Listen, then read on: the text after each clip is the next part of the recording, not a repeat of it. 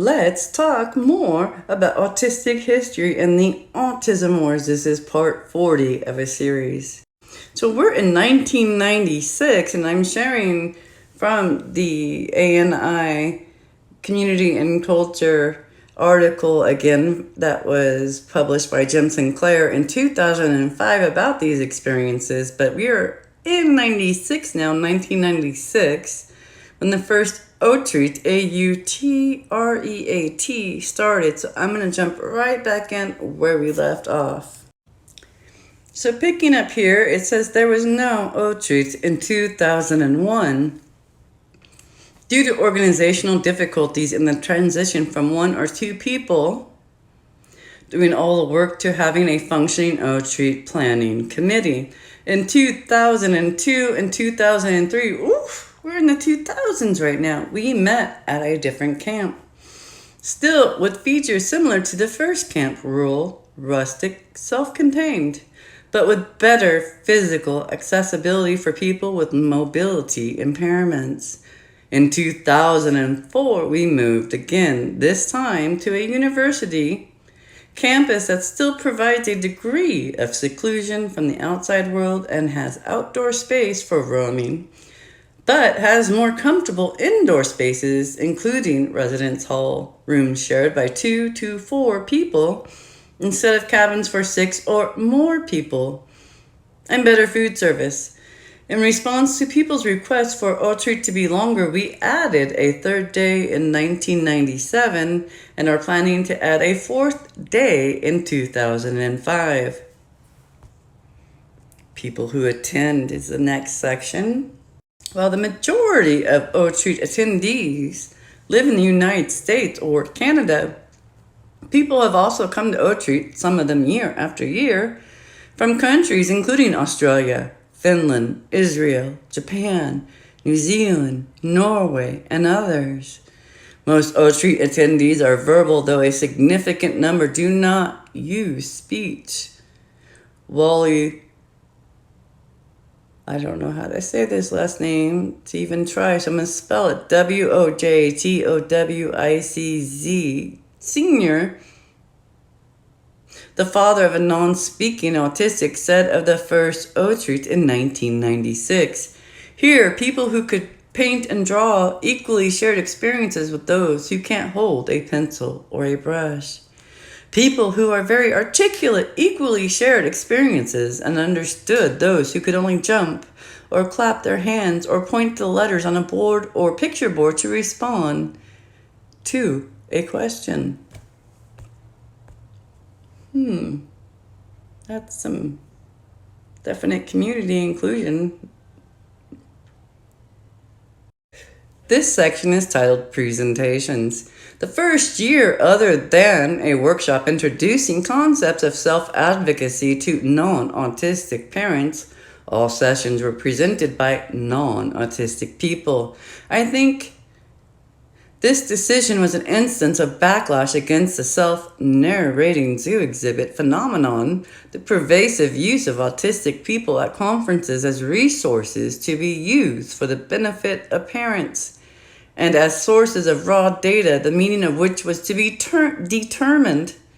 They would translate this message according to how they thought from the raw data. So yeah, again, as sources of raw data, the meaning of which was to be determined by NTs, neurotypicals. For example, give us the facts. We'll take care of the philosophy. All right, so this time at our conference, we invited non-autistic presenters to provide information to the benefit of autistic people. At subsequent Outreats, 50% or more of the presenters have been autistic people. Topics have included disability politics, practical issues in autistic people's lives, and social interpersonal issues. The Outreat call for proposals details differences between the kinds of presentations that are accepted at Outreat and the kinds of presentations that are offered at typical parent and professional-oriented autism conversations. Back up. Conferences, not conversations. Conferences. So let's take a look at what these differences are, right? Autistic people are the primary audience of Truth. We expect presenters to be speaking to us, not speaking to non-autistic people about us. We are interested in workshops about positive ways of living with autism, about functioning as autistic people in a neurotypical world, and about the disability movement and its significance for autistic people. We are not interested in workshops about how to cure, prevent, or overcome autism.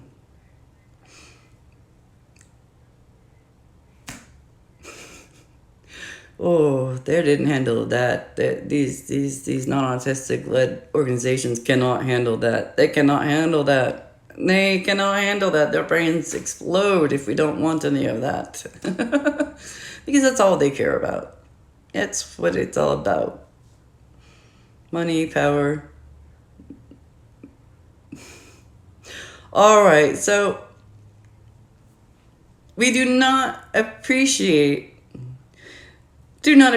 having non-autistic.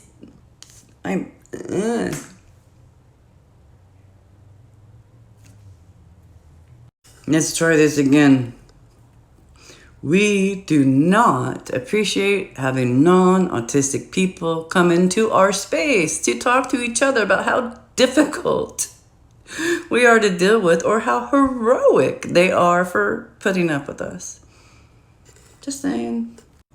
We are not interested in self-narrating zoo exhibit presentations.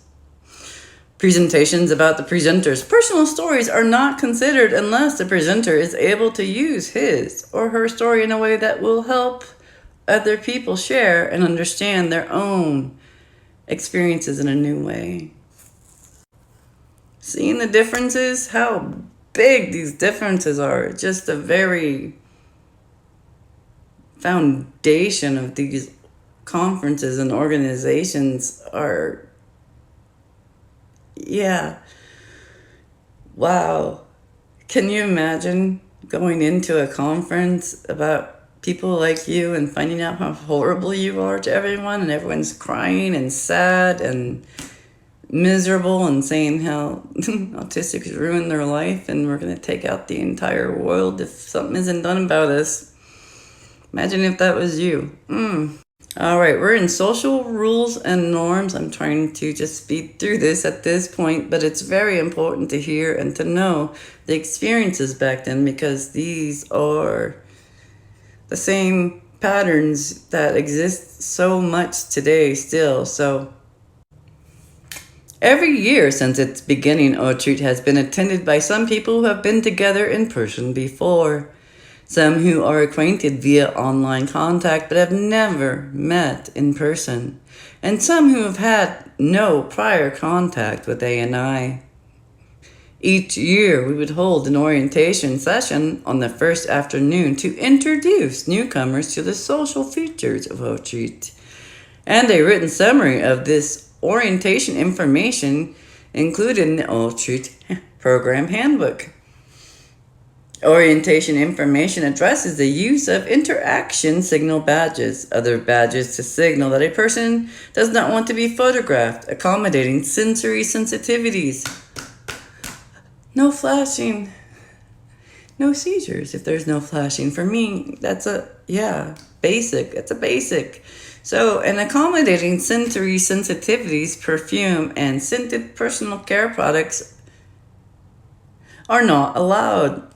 Flash photography is only allowed with permission of everyone who is close enough to be affected by the flash. These are important